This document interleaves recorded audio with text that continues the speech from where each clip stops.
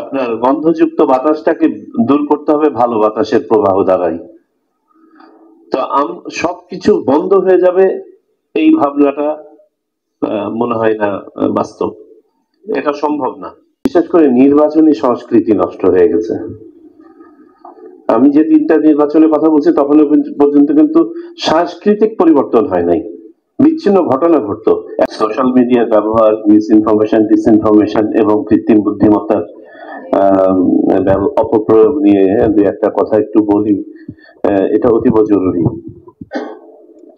এটা একটি বৈশ্বিক সমস্যা হিসেবে দাঁড়িয়েছে আজকে। আমি পৃথিবীর অনেকগুলো ইলেকটোরাল ম্যানেজমেন্ট বডির সাথে মিটিং করেছি, নো লেস দেন 2 ডজনস। সবারই কমন কনসার্ন এটা এখন, এবং একটা কস্ট অফ রিপিটেশন আপনাদের সহকর্মীদের সাথে আমাদের কথা হয়েছে, আমি এই কথাটা বলেছি।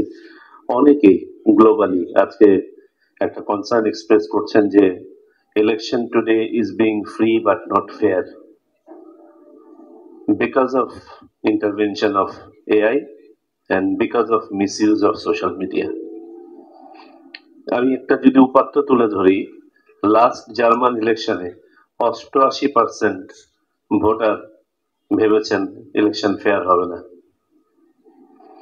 এই যখন একটা গ্লোবাল বাস্তবতা, আমি সাউথ আফ্রিকার ইলেকশন কমিশন সাথে মিটিং করছিলাম, জুম মিটিং। তারা গত 3টা নির্বাচন ধরে এটার ব্যাপারে প্রস্তুতি গ্রহণ করেছেন, সক্ষমতা ডেভেলপ করেছেন। করার পরে উনি বললেন আমাদের পোস্ট ইলেকশন অ্যাসেসমেন্ট ছিল যে আমরা আমাদের চেয়ে আমাদের সম্ভাব্য প্রতিপক্ষ যারা সোশ্যাল মিডিয়ায় বিচরণ করেছেন 3.5 গুণ বেশি প্রস্তুত ছিলেন। এটা হচ্ছে ওনাদের একটা বক্তব্য। রোমানিয়ার election had to be called off, মানে এটা ইন্টারভেনশন এই পর্যায়ে গিয়ে ঠেকেছিল যে এক পর্যায়ে গিয়ে ইলেকশন তারা কন্ডাক্ট করতে পারে নাই। এই যখন বৈশ্বিক বাস্তবতা, আমাদের জন্য চ্যালেঞ্জটা আমরা বুঝতেই পারছি, এবং আপনাদের সামনে আমি এই উপাত্তটা তুলে ধরছি এই জন্য এটার এন্টিডোট হতে পারে আজকে উপস্থিত যারা আছেন তারা। কারণ আপনারা একটা রেগুলেটরি ফ্রেমওয়ার্ক, একটা আপনাদের নৈতিক অবস্থান থেকে ইম্পোজড একটা ফ্রেমওয়ার্কের মধ্যে কাজ করেন। সোশ্যাল মিডিয়ায় এই ফ্রেমওয়ার্ক নাই। I personally held meeting with BTRC chairman, police, BTMC, গোয়েন্দা সংস্থা। বাস্তবতা হচ্ছে যে বর্তমানে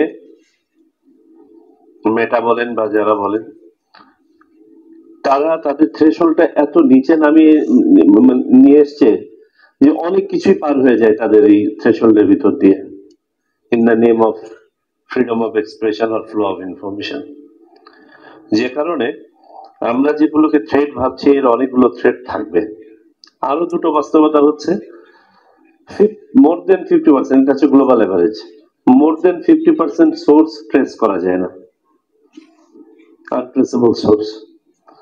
আর মোর দেন 50% আমাদের মতো দেশগুলোতে সোর্স গুলো হচ্ছে নট উইদিন ইউর বাউন্ডারির বাইরে, তাকে কোনো বাধ্যবাধকতার মধ্যে আনা যাচ্ছে না। তাহলে এই যখন পরিমণ্ডল, এই যে এই যখন ইয়েটা, তাহলে আমরা হাউ ডু উই অ্যাপ্রোচ? দুটো অ্যাপ্রোচ থাকতে পারে। একটা হচ্ছে good flow of information or flow of good information, এটা একটা অ্যাপ্রোচ হতে পারে। আর একটা হচ্ছে রেস্ট্রিকটিভ অ্যাপ্রোচ, লিমিট করে দেওয়া সবকিছু। আমরা এই নির্বাচন কমিশন একটা মোটামুটি সিদ্ধান্ত উপনীত হয়েছে, আমরা লিমিট করব না। তখন লিমিট করলে আমরা সবাই বাধাগ্রস্ত হবো, আমার ভালো ইনফরমেশনও বাধাগ্রস্ত হবে। আমার ওই আপনার গন্ধযুক্ত বাতাসটাকে দূর করতে হবে ভালো বাতাসের প্রবাহ দ্বারাই। তো সবকিছু বন্ধ হয়ে যাবে, এই ভাবনাটা মনে হয় না বাস্তব, এটা সম্ভব না। সুতরাং এই প্রবণতা থাকবে। তাহলে এখন থেকে যদি কিছুটা সচেতনতা যে তৈরি হয় নাই আমাদের সমাজে, তা নয়।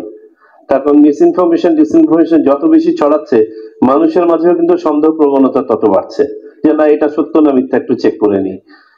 যদিও বা প্রান্তিক জনগোষ্ঠীর মাঝে এটার প্রভাব এখনো অনেক বেশি আছে।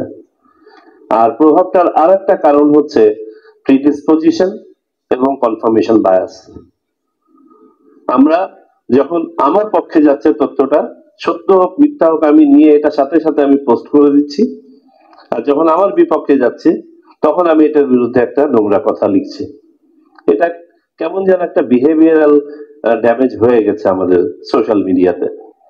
তো আমরা যে ইনশাল্লাহ পদ্ধতিটা নিতে যাচ্ছি, সংক্ষেপে যেটা বললাম, আমরা ওপেন এন্ডেড রাখবো, আমরা কোনো লিমিট করব না।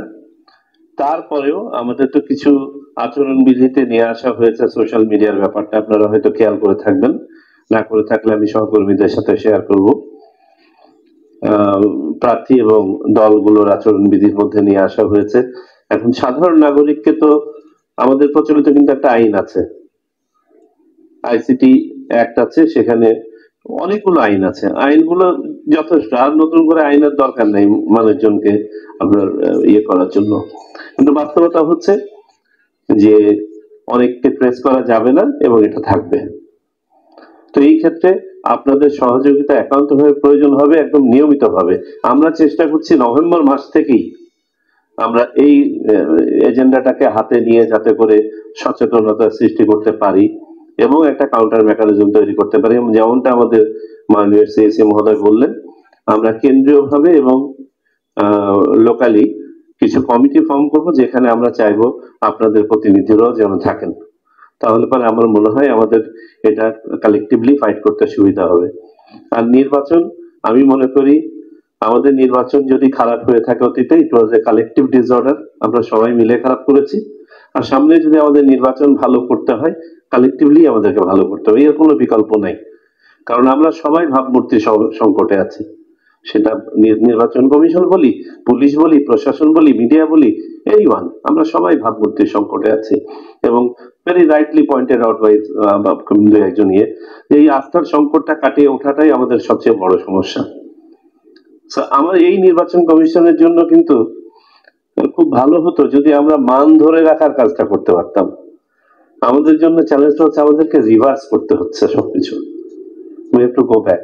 আমার ক্ষুদ্র অভিজ্ঞতা নির্বাচনের সাথে, ব্যাক ইন 1991 আমি পার্সোনালি ডিপ্লয়েড ছিলাম স্টাফ অফিসার হিসেবে ঢাকা শহরে 4টা থানায়, কোতোয়ালি, সূত্রাপুর, লালবাগ এবং ডামরা। সেই নির্বাচন থেকে আমার দেখার সুযোগ হয়েছে। এরপরে একটা আরো দুটো ভালো নির্বাচন দেখার সুযোগ হয়েছে, একটাতে নিজে যৌথ বাহিনী কমান্ডার ছিলাম, দেখেছি কালেকটিভলি কাজ করলে সম্ভব, আর কালেকটিভলি কাজ না করলে যে যাই করি না কেন সম্ভব না। বিশেষ করে আমাদের রাজনৈতিক, বিশেষ করে নির্বাচনী সংস্কৃতি নষ্ট হয়ে গেছে। আমি যে 3টা নির্বাচনের কথা বলছি তখন পর্যন্ত কিন্তু সাংস্কৃতিক পরিবর্তন হয় নাই, বিচ্ছিন্ন ঘটনা ঘটতো। এখন এটা একটা কালচারাল রূপ ধারণ করেছে কিন্তু সোসাইটিতে। মানে আমি ভেবে নিচ্ছি যে আমার সিল মারাটা আমার, মানে আমি করলে এটা ঠিক আছে, বা আমি যদি ঠেকাতে পারি ঠিক আছে। তো এখানে অনেক কথা এসেছে, I wish I could reflect. আপনাদের সাথে কখনো যদি সুযোগ হয় আলাদাভাবে কথা বলার কমিশনের পক্ষ থেকে, I will be obliged to sit and discuss with you। আপনাদের মতামত দরকার।